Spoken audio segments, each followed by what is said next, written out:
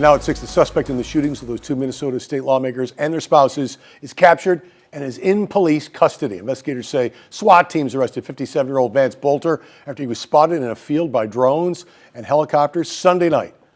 Good evening, I'm Todd McDermott. And I'm Felicia Rodriguez. The suspect is accused of posing as a police officer and shooting two state lawmakers, one of them fatally. Now there are more questions being raised about the danger created by easy access to law enforcement uniforms. Our investigative reporter Terry Parker talked with the Palm Beach County Sheriff about those uniforms and the possible threat. Terry?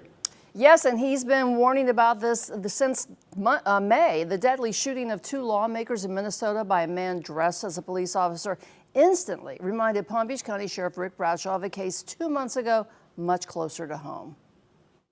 The deadly shooting of two lawmakers in Minnesota by a man dressed as a police officer instantly reminded Palm Beach County Sheriff Rick Bradshaw of a case 2 months ago, much closer to home. I saw pictures of this guy. His uniform was okay, but not as meticulous as the guy we had. He actually had a real sheriff's deputy uniform with a real badge and all of that. He's talking about Damian Allen, a local man who stockpiled a PBSO-style uniform, badges, a deputy-looking vehicle, and a list of targets. His list of things to go do was police department, church, school, in that order. Bradshaw says it's far too easy to get police gear online. It's time for laws to change. If in fact they can, then there should be some letter from the agency saying we authorize this person to buy these items. His biggest fear?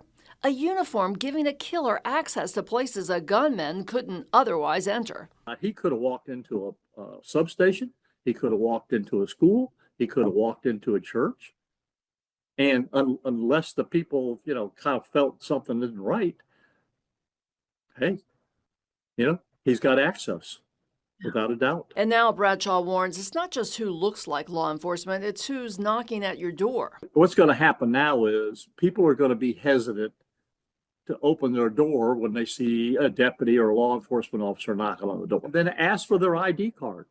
Just because they got a uniform on, they've got to carry an ID card with their picture and everything on it. He says if you didn't call for help, don't be afraid to call first and ask questions. Somebody's knocking on the door. Then, by all means, call the agency and say, hey, there's a deputy outside. What's going on? Should I answer the door?